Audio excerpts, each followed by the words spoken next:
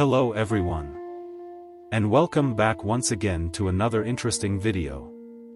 In this video we'll discuss most important commonly asked Java interview questions and answers for beginners and experience. This is the second part of Java interview questions and answers. If you didn't watch previous video, please watch it. You can find the link in I button or you can find link in description below. So if you are ready, let's start today's video.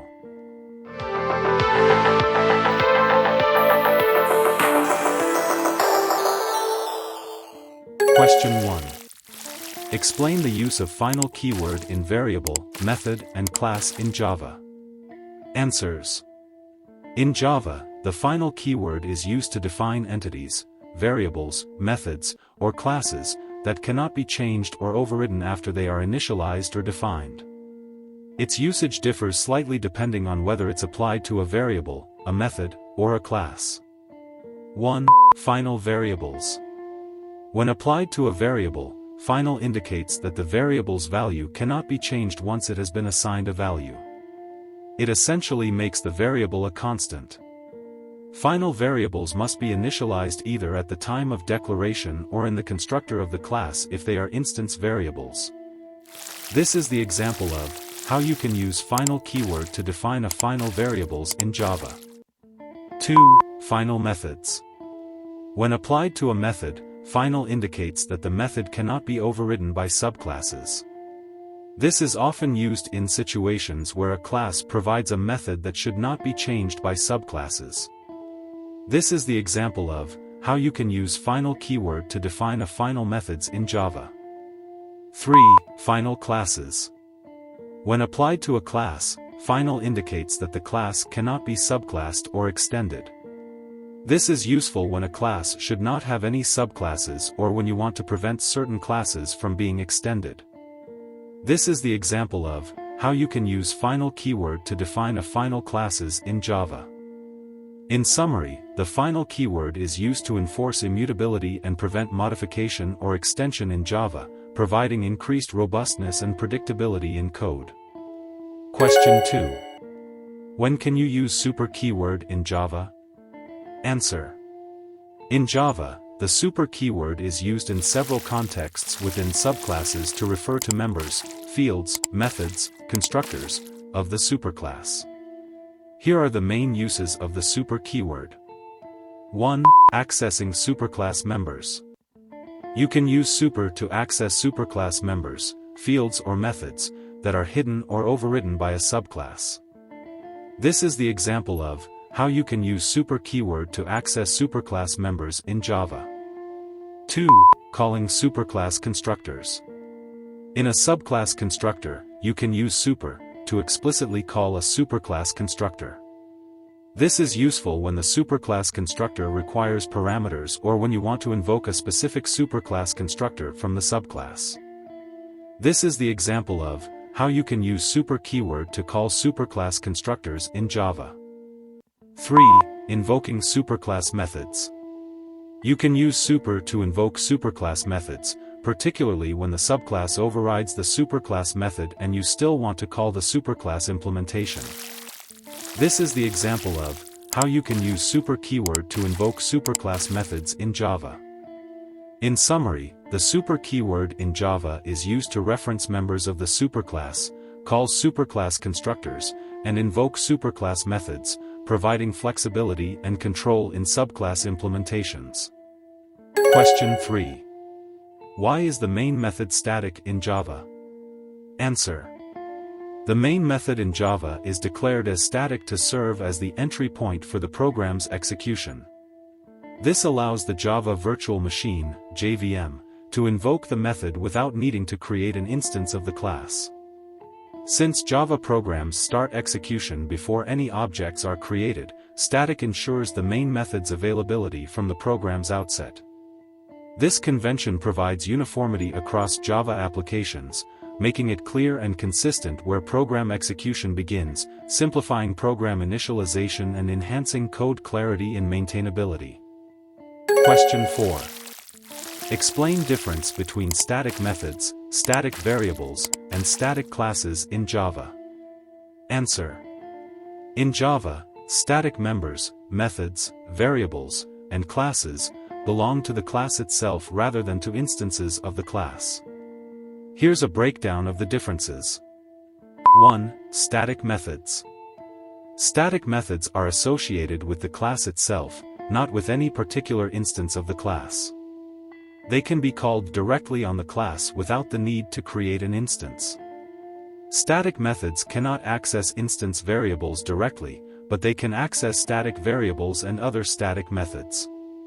They are often used for utility methods or for operations that don't require access to instance-specific data. This is the example of how you can create and call static methods in Java. 2. Static variables. Static variables are shared among all instances of the class. They belong to the class itself rather than to individual objects. There is only one copy of a static variable regardless of how many instances of the class are created. They can be accessed directly using the class name without needing to instantiate the class. Static variables are commonly used for constants or for values that need to be shared across instances. This is the example of how you can create and call static variables in Java. 3. Static classes. In Java, a static nested class is a nested class that is declared static. It is associated with its outer class rather than with any instance of the outer class. Static nested classes can only access static members of the outer class and do not have access to instance members directly. They are often used for grouping related classes together or for providing encapsulation. This is the example of how you can create and call static classes in Java.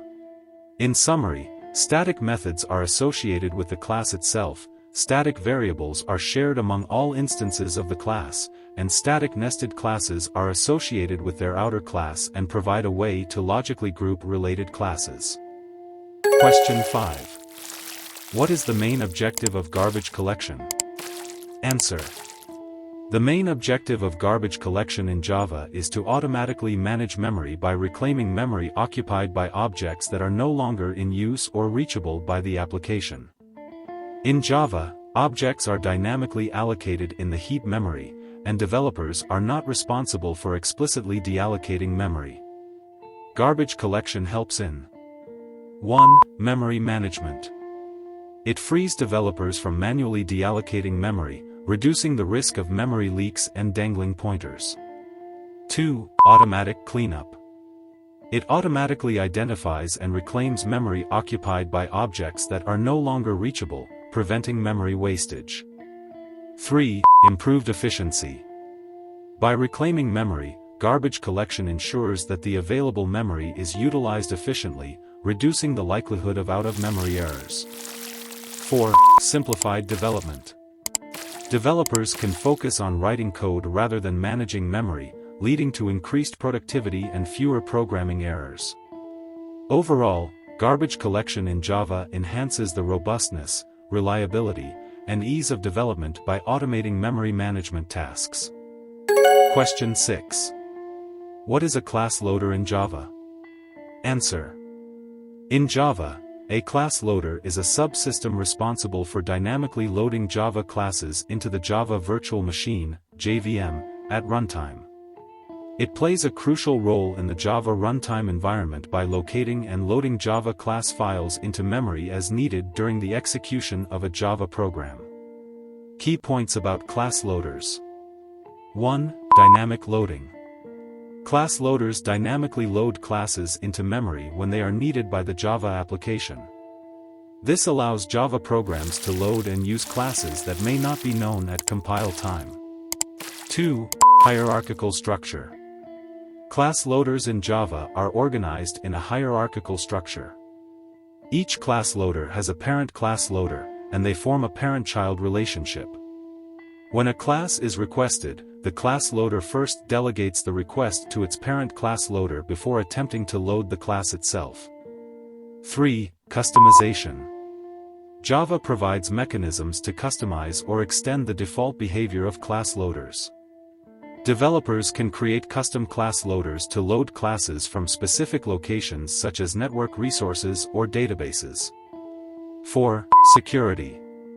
Class loaders play a role in Java's security model. They enforce access control policies by determining which classes can be loaded based on the permissions granted to the class loader and the origin of the class files. 5. Class loader hierarchy. The Bootstrap class loader, extension class loader, and application class loader form the default hierarchy in Java.